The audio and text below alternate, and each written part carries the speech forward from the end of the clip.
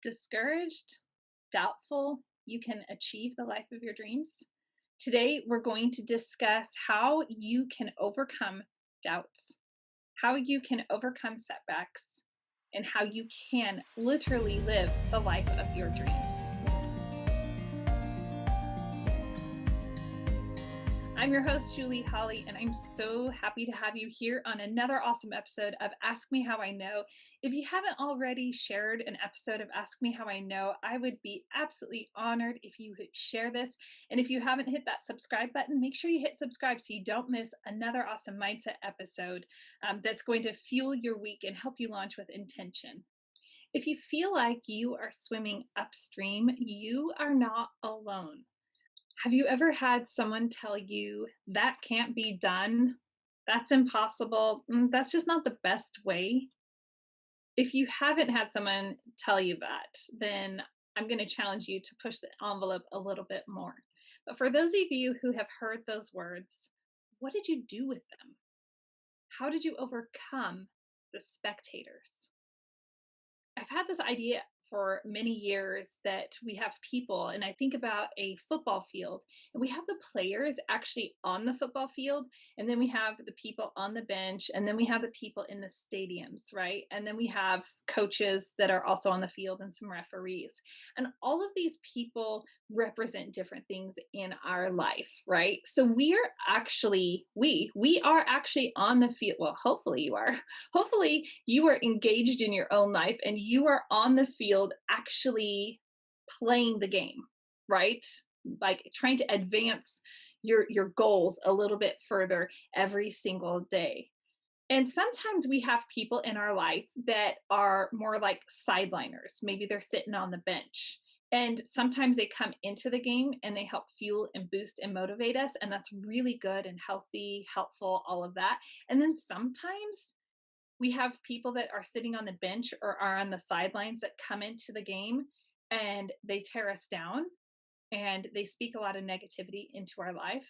And so hopefully we excuse them back to the benches or maybe not even to the benches at all. And then we have these people that are spectators in our life, right? Our life is being played down on the field. And then you have all the outsiders, all the people that you see once a year, the people that only see you maybe on social media. You have these people that you don't have a deeply invested relationship with, but they have opinions about your life. I hope none of you take time to do this. This is one practice that I hope nobody here actually does. But sometimes people actually talk about other people in a negative way behind their back. I hope that that is none of you. And that's something I strive to just keep my mouth shut. And I've had to learn that over the years. I'm a woman. Women by nature kind of do this. I'm just being stereotypical, I know, but it kind of comes very easily for women to do a little backbiting and gossiping. It's something I'm always trying to be mindful of because I've been on that receiving end of it. And I had to learn how to overcome. And here's what I learned when some people were talking really unkindly behind my back years ago.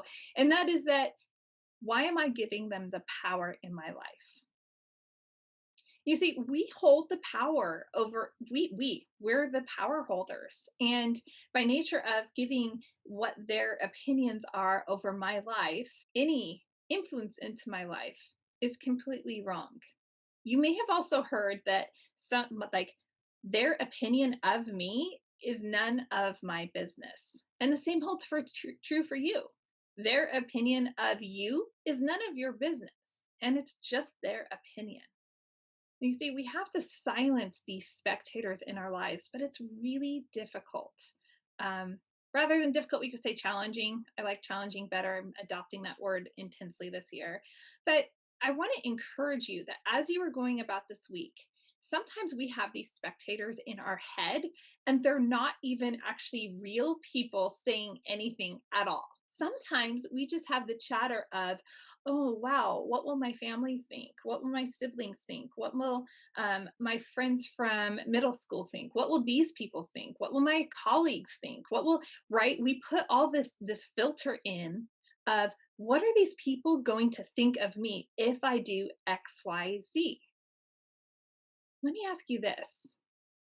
Does it matter? Does it matter what they think? And I had specific chatter of, people and things like that. And I thought, well, I could hear all of that. And it's like, oh gosh, how embarrassing. I can't even believe she's doing that. I imposed all of this chatter into my own brain. They didn't even really say anything. They didn't even know what I was going to do. I just imposed that by nature of this choice I was making to start this podcast, this was the feedback I would get from these particular spectators. I did something really, really powerful. I said, who cares? There aren't very many times in my life where I think it's really healthy to say, who cares? But this is one of those times. If you know that you are doing something that is good and helpful and part of your goals and your ambitions and everything, you're pursuing it, then you must learn to say, who cares? It doesn't matter what they think about my choices. I'm doing something with excellence and I am going to fuel and empower others. I'm going to be serving others. I'm going to be helping others. I'm going to be helping our world in this big way. Whatever it is, that's what you have to hold on to. You have to just say, who cares to all those thoughts and silence the chatter. A lot of times we'll talk about putting blinders on our eyes so that we're not distracted by shiny object syndrome. But you know what we really need to do? We need to put some plugs in our ears, proverbially speaking, to silence the chatter. Okay? It's just as important as not being distracted by the shiny object syndrome.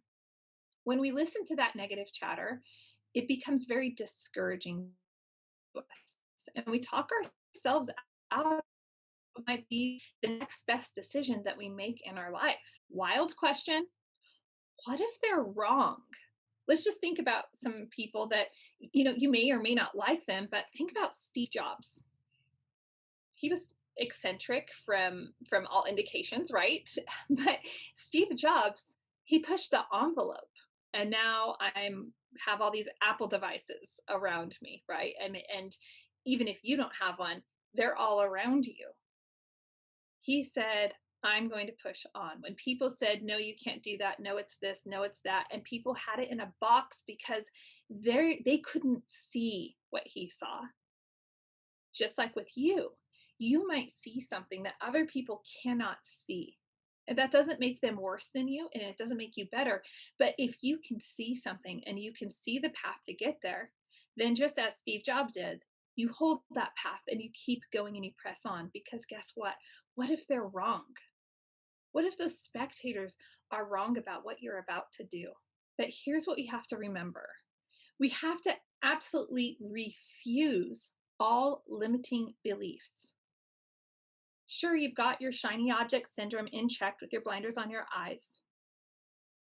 But by nature of having these silent spectators, and by silent spectators, again, I mean they're self imposed. Maybe the people aren't actually saying anything to you directly or even indirectly through the rumor mill, but it's just your thoughts about what they think, right?